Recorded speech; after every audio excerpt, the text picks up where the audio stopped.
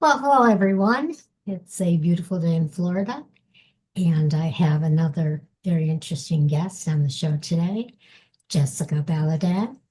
And an interesting fact, a well-known probably fact, that one in every four women is diagnosed with breast cancer.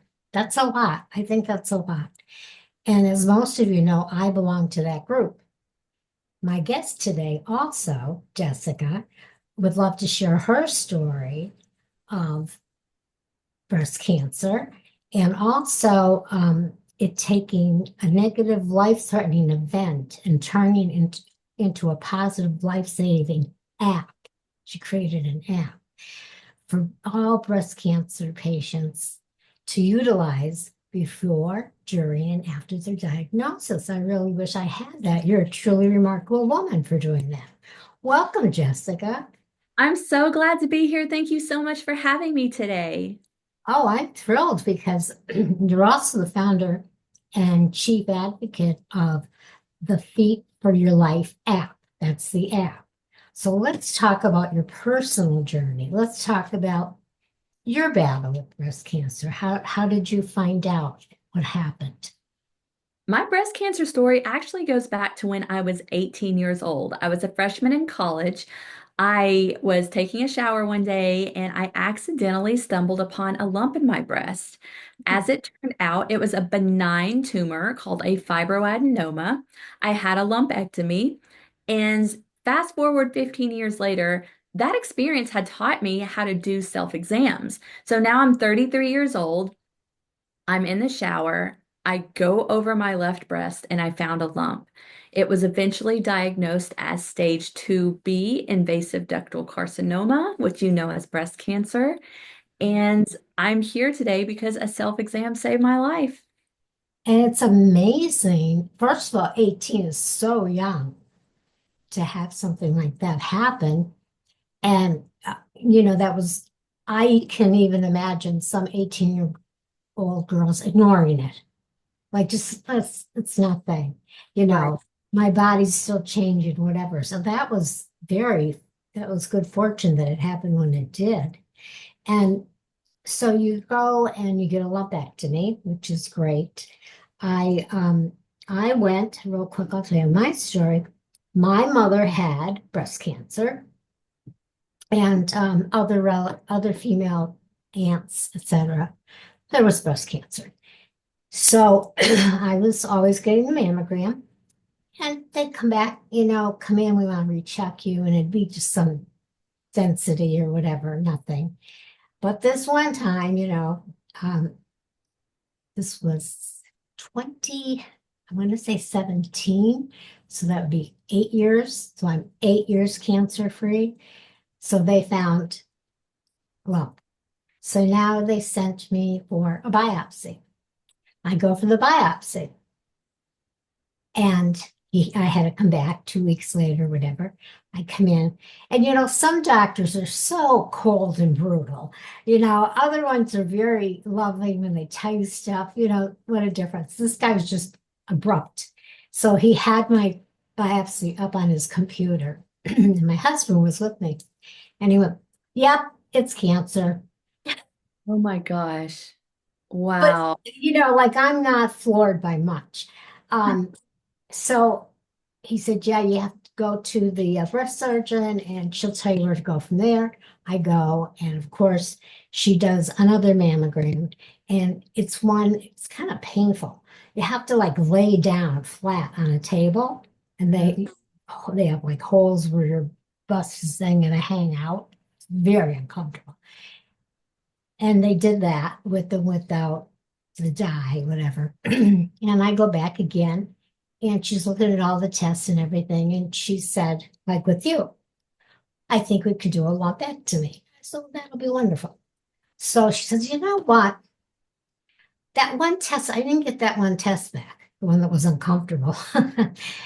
She said, do you mind waiting in the waiting room a couple minutes? I said, no, of course not. So I go out with my husband, calls me back in. So I have bad news. I got that back, and you don't have one, you have two. Oh my. And I think it's the aggressive HER2. whatever type of cancer, and I think we need to do a mastectomy on your left breast. And I said, oh, no, no, I don't want you to take one, do a double, do a double mastectomy. My husband's just like, first of all, he can't believe how well I take it, how quick I come up with my decision. So we leave, and he's like, we didn't even talk about this. And I said, well, it's my Yes, body, my choice. I don't absolutely. want to walk around with one breast. Okay. Right. For you, having autonomy and, standing up Oh, for yourself and knowing your options and choices and advocating. That's awesome. exactly. And I don't fool around. It's like, let's face it, she's telling me it's aggressive. And my mother also had colon cancer. So, too much. But anyway, that's my story. So, you have your lumpectomy. And what kind of challenges did you face during your battle with breast cancer, and how did you overcome some of them? So the lumpectomy was when I was 18. When I was diagnosed with the breast Oh, cancer, I had gone through 16 rounds of chemotherapy. I had a double mastectomy. I went through 24 rounds of radiation. I had a preventative hysterectomy. And then my reconstruction was deep flap reconstruction, where they take the fat, tissue, and blood vessels from your stomach and you place them into your chest to recreate your body.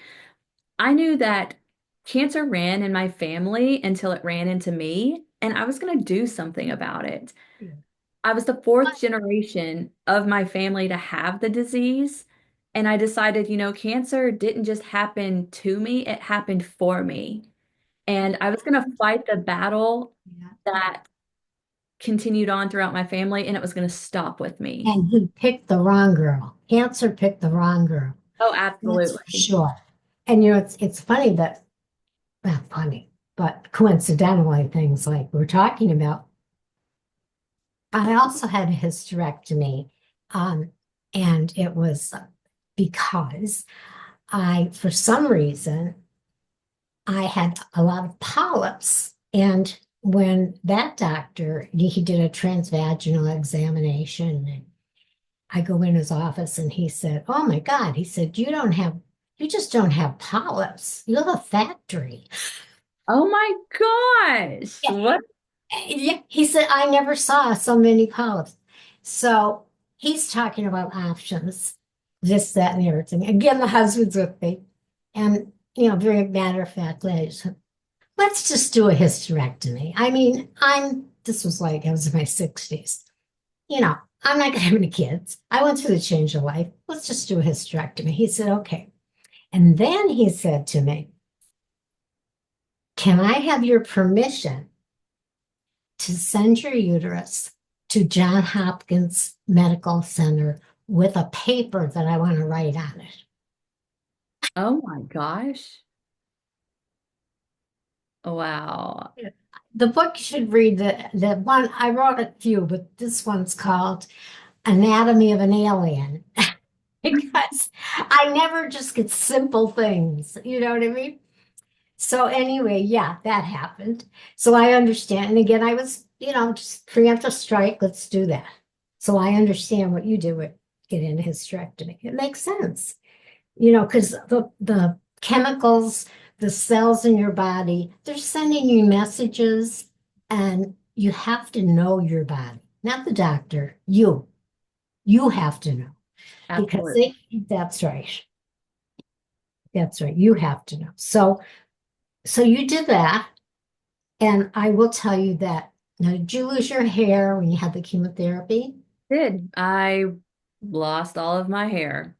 I mean, you can see it's really long right now. It was even longer than this, and I didn't do anything to preserve it. I just wanted it all gone because it was literally holding me down. I'm like, the longer I hang on to it, the more it's going to emotionally wreck me, knowing that I'm going to lose it anyway. Let's just get rid of it. Mhm. And how long are you cancer free? I am a 6-year breast cancer survivor. And then, yeah, this spring I will come up on 6 years of remission. Oh, good. So you're right behind me. Now, when of course, when they tell me cancer, the mastectomy and everything. They took a lymph node. The only thing that bothered me, that worried me, was losing my hair. So I brought it up. I understand that. Yeah. Most women would. Well, they had a breast cancer coordinator, which is wonderful. They had a program where you're assigned this nurse and she helps you through every step.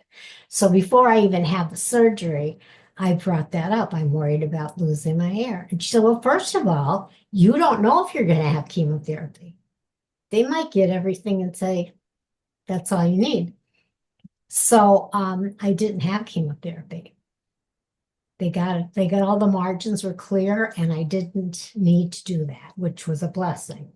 You know, I had to take a medication afterwards by pill for a while. But yeah, we're vain. First thing we think about is losing our hair. And she did say that the Breast Cancer Foundation had wigs for people that they could pick out a wig because wigs are expensive if you want a nice one, you know. So she put me at ease about that. That's So what good. other things came up for you um, as you were facing this? Like your family, how did they take it? Your friends?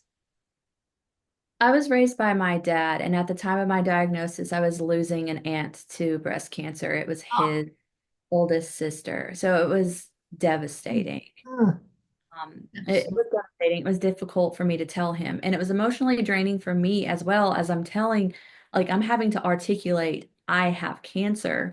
So as I'm articulating this and having these conversations with my friends and loved ones, they're breaking down as well. So it's like I'm dealing with my diagnosis, they're having their feelings. And I found this humorous moment where I'm talking to one of my friends and I'm like, so you just learned your friend has cancer. What can I do for you? yeah, And I was talking it's about, codependency. No, yeah. So gosh, it that's funny. So, how did you get into the advocacy part of this journey? After I had created the Feel for Your Life app, I was hearing from women all over the country who were coming to me and telling me, my mammogram got denied. I can't get scheduled for one. My medications got denied. Just all of these issues with insurance companies and pharmacy benefit managers. And I thought, I want to do something about this. So I got connected with an organization called Patients Rising, and they're really big on promoting transparency, affordability, and accountability in our healthcare system. So I do legislative advocacy work with them, and we're hoping to see improvements in how American healthcare is run. That is great. I wrote that down. I'm going to look that up. Drugs, the price of drugs, the criminal price of drugs for certain things. Mhm. I have osteoporosis, but it's extremely bad osteoporosis, very bad. And there was an injection, and my doctor said there's this injection, and you give it to yourself every night for a year and a half, and supposedly it builds bone. And I had already tried other things. I can't even think of the word now. Prolia, I think it was, where you went and they gave you an injection once a month. Well, it was $6,000 a month. $6,000. So I got on the good old internet and I found they all have like a foundation thing. And I just made the cutoff for the income. I mean, by $5 or something, so I was thrilled. So I get this medication. Now, grant you, I am not a fan of giving myself injections. Nobody You know, is. nobody is. So I said I couldn't be a heroin addict because couldn't stand the idea, but I did it every night and I had black and blue marks all over my body. So after a year and a half, my doctor does the endoscopy. Endoscopy, I think that's what is that what you call it? No, no. Puppy. the density Oh, the test. bone density test. Oh, okay. Yes. And he calls me, he says, I have bad news. I said, what do you mean you have bad news? He said, it's worse. He said, you are at end stage osteoporosis, stage 4. Your bones are like lace. I said, I did that for a year and a half, and I was livid, livid, livid, livid. Oh my gosh, that's terrible. It is. I mean, and then they would send you 6 months at a time or something. And I said to my husband, I have $36,000 worth of drugs in my refrigerator. What do I do with them? So, oh, it was just so disappointing. But so I'm telling you, the drug pharmacy institutions are lacking for sure, you know. Well, I was going to say you have something that goes between the manufacturer and the insurance company, and they're called pharmacy benefit managers. And Mm. they work for the insurance companies to negotiate. They say they negotiate the price of drugs, but what ends up happening is they negotiate the price and end up pocketing the extra, and then they pass those charges on to the patient. So it's there's a lot of lateral integration to help insurance companies make more money. And I know the way that I described it is not exactly complete. It's confusing because it's meant to be confusing. They don't want consumers to understand. They don't want the pricing Yeah. to be transparent. So I know it's so easy for people to blame the manufacturers when really it's the middlemen. They're called pharmacy benefit managers that control the drug pricing and where you can get it, how it's available, the contracts, the formularies that are on your insurance plan. So they're the ones behind the pricing of medication. Well, as you get older, you're going to likely have more things that you have to treat. And at one point, I was on 3 medications that were these crazy thousands of dollars, and I had to find, plans that would cover them. Drops for my eyes, Zydra, $2,000. You know, the bone density, and then there was another one. Oh, for your heart, thousands of dollars. I'm like, these people are insane. Like, how can people like someone like me, if I was, I don't know, there's like you fall through the middle. That's what I want to say. If you're extremely poor and you're on medical assistance, you will get it. If you're extremely rich, you can pay for it. But the middle class, like me, that falls in the middle, you can't pay for it and you're not going to get it free. So what happens? Right? Yeah, But yeah. the bill for it, that's very frustrating. Yeah. So the lucky part for me is I am retired. My husband's retired. So we're just right on that cusp. Thank God. But let me ask you also. You talked about your breast exam when you're 18, just taking a shower, and how easy that is to do, but how often do women really think about doing it? You know, They don't. When I was going through chemotherapy and I came out to my friends and said, "Hey, I've got breast cancer," they were like, "Oh my God, how did you even know to get checked?" And I said, "I do my self exams every month after my menstrual cycle. Don't you?" And it was crickets. And I how did thought, you okay, know? How did you know to do that though? Where did you learn that? from my lumpectomy when I was 18. And but, Oh, so when I was how were 18, you doing that? so I accidentally found the lump in Oh, my okay. at And 18. I was not even trying to do a self-exam. I was just washing my body and I stumbled across it. and then And after that, you were very diligent yep, about doing it. yes, Yeah. Okay. exactly. No. Yeah. Oh my God. So that is very important. The earlier you catch it too.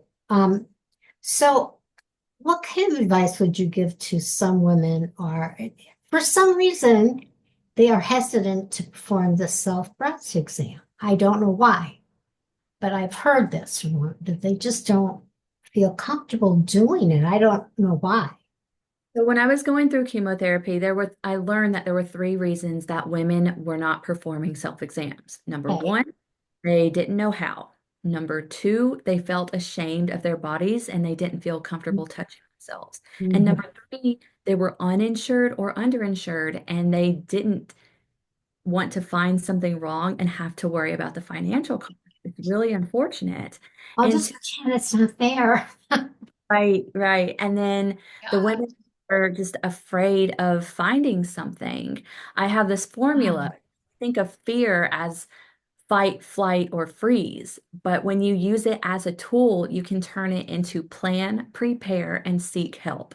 So let's say you're developing a self-exam routine and you're afraid you're going to find something. Well, what are you going to do? Make a plan. If I find a lump in my breast, this is what I'm going to do. And I hope that a doctor is on that list of things that you're going to do. So you're going to make a plan that makes you feel comfortable with doing your self-exams, how you're going to do it, where you're going to do it, when you're going to do it, and in the event you find something, what are you going to do?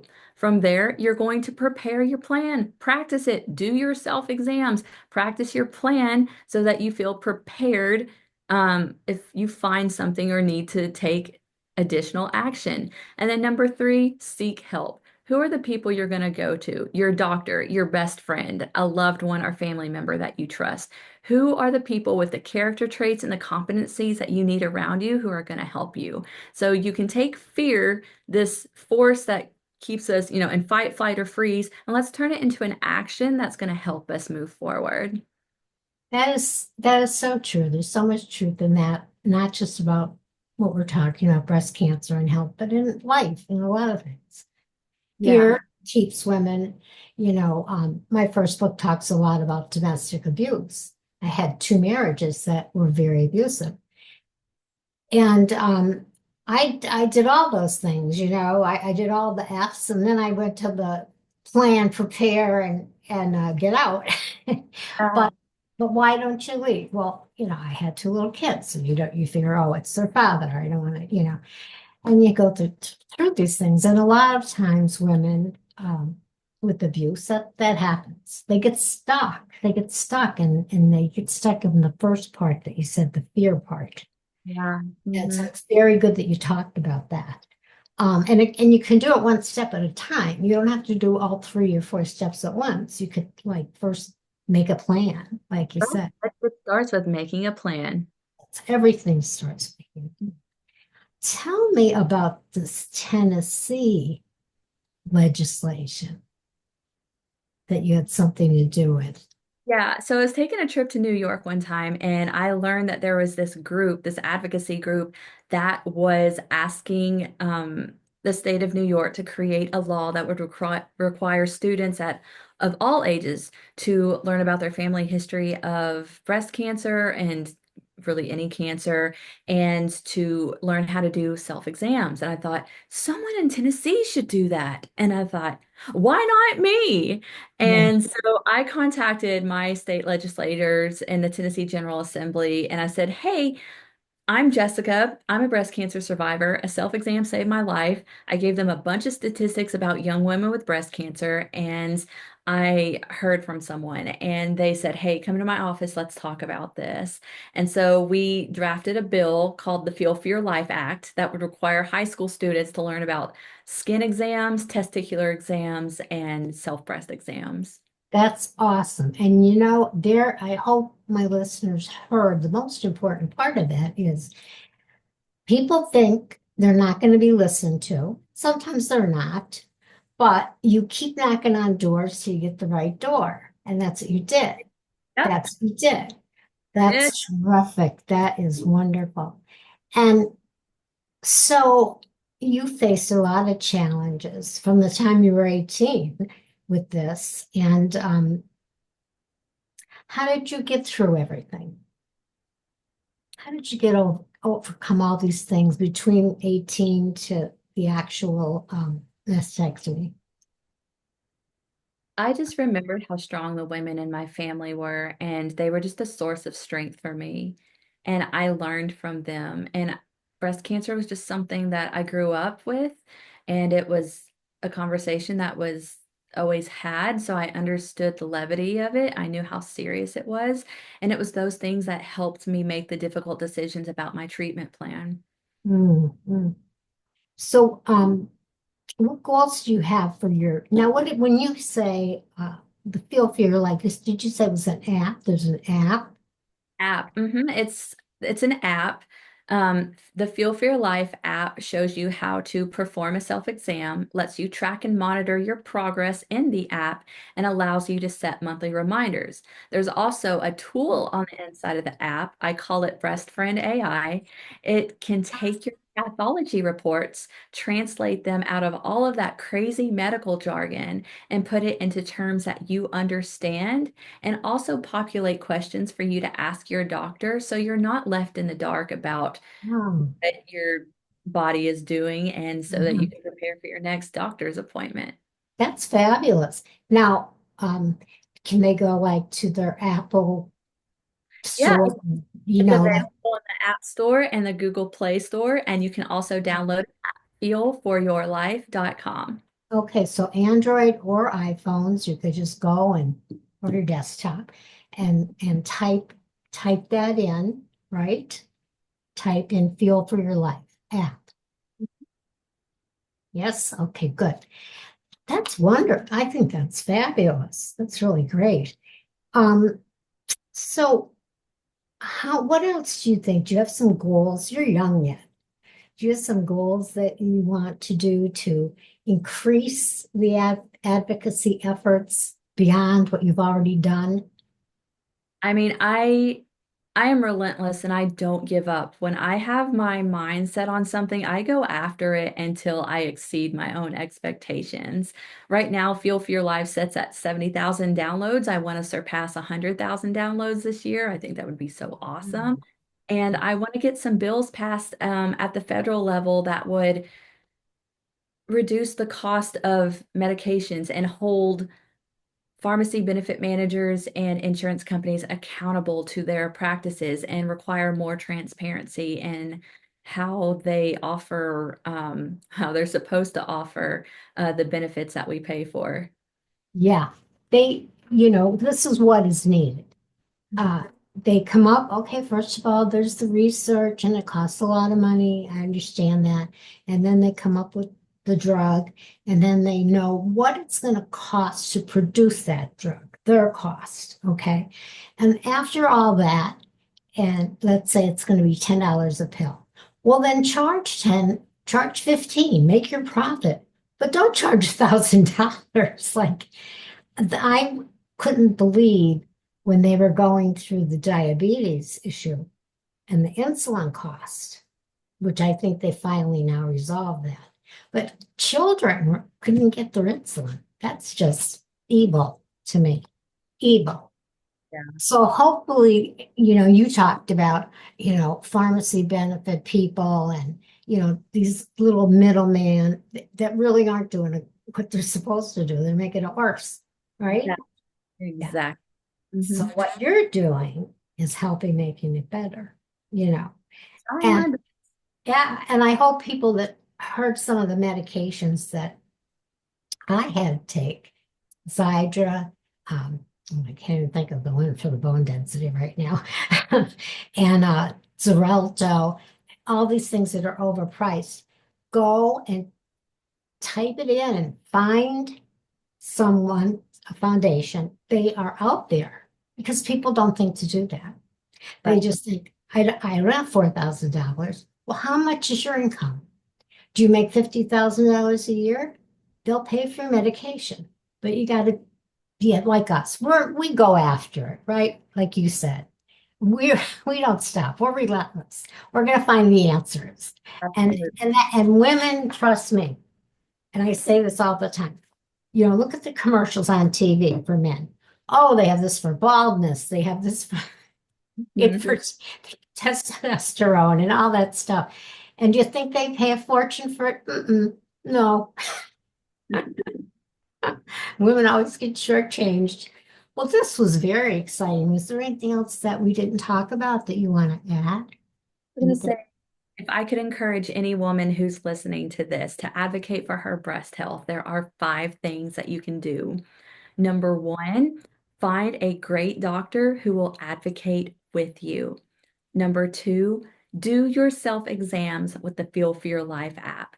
Number three, get screened or talk about a screening routine. Number four, know your breast density and what it means for your screenings and your risk for breast cancer. And number five, understand your family history of cancer, not just breast cancer, but all cancers, because science is showing that they're correlated and it can help you and your doctor make the best decisions to stay on top of your health and reduce your risk for cancer and disease. That's amazing advice and so true. I had five cousins who died. They were all younger than me, females, um, from mostly cancer. Um, One moment. I hear something I might need to address. Give me just a second. oh, okay, sure, because we're at the end. So anyway, that's why we're talking about being aware. This is very important. And Jessica, you were just wonderful with all of your observations and your personal experiences, and I'm glad you joined us today. It's a Um, pleasure being here. Thank you so much for having me. oh, it was my pleasure because we did have some things in common and we're helping women, and women need all the help they can get these days. So everyone, I hope you got something out of this. This show I did, and breast cancer awareness and the prevention efforts are there. And the journey is different for everyone, but it starts with that first step, awareness, like that Jessica mentioned, the steps. And the second step is action. So thank you again, Jessica. Thank you to my listeners, and be well, my friends.